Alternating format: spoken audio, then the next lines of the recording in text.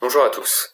Dans le cadre des mesures du gouvernement pour garantir 300 milliards de prêts aux entreprises, vous allez être amené sûrement à demander un prêt auprès de votre ou vos banques.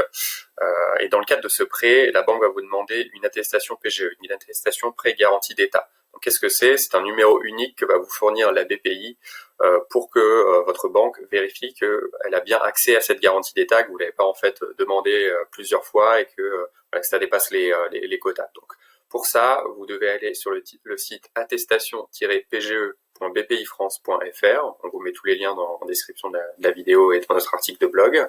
Donc, une fois sur ce site, donc vous avez les différents critères qui sont repris. Donc, vous cochez les différentes cases. Donc, il faut théoriquement être dirigeant de l'entreprise de l'étabilité pour faire cette demande.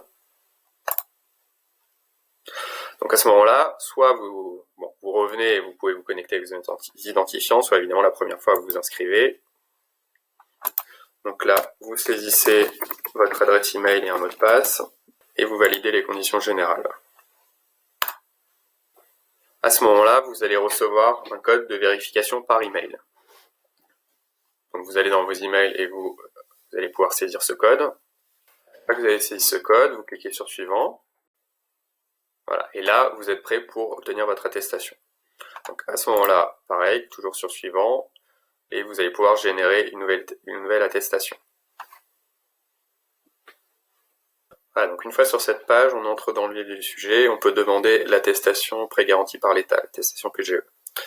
Donc, tout commence par saisir le nom du dirigeant, son prénom. Ensuite, il faut indiquer votre situation. Concrètement, dans ces situations, on distingue les entreprises qui ont été créées avant ou après le 1er janvier 2019, les entreprises qui sont considérées comme des entreprises innovantes ou non. Donc ça, il faut référer à l'article mentionné dans la page et qu'on remettra aussi sur notre blog. Et si vous êtes une entreprise innovante, dans ce cas, vous pouvez choisir le critère qui vous avantage le plus, entre 25% du chiffre d'affaires et 2 ans de masse salariale. Donc, dans notre cas, par exemple, si on est une PME, on va plutôt en général être dans le scénario 2. On n'est pas une entreprise innovante, on est plutôt une entreprise créée avant le 1er janvier 2019.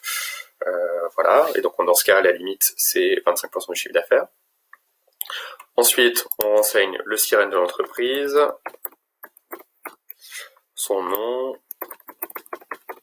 hop, le chiffre d'affaires réalisé en 2019, donc je mets 1 million d'euros.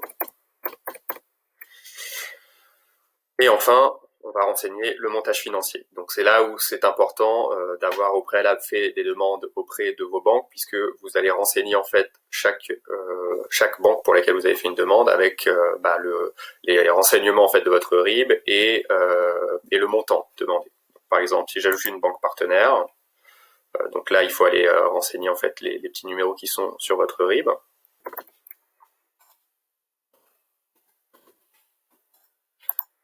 Pour l'instant, là, ça ne met pas encore les agences bancaires. Je pense que le site n'est pas prêt. Ça fait 45 minutes qu'il est ouvert. Mais du coup, ensuite, une fois que vous avez saisi votre banque, vous pouvez saisir le montant que vous avez demandé. Donc, moi, si par exemple, j'ai 1 million de chiffre d'affaires et que j'ai demandé 25% de ça à la banque, donc j'ai dit 250 000. Voilà. Donc, éventuellement, je peux ajouter une autre banque si j'ai fait plusieurs demandes. Et une fois que tout ça est renseigné, dans ce cas, je peux valider mon attestation.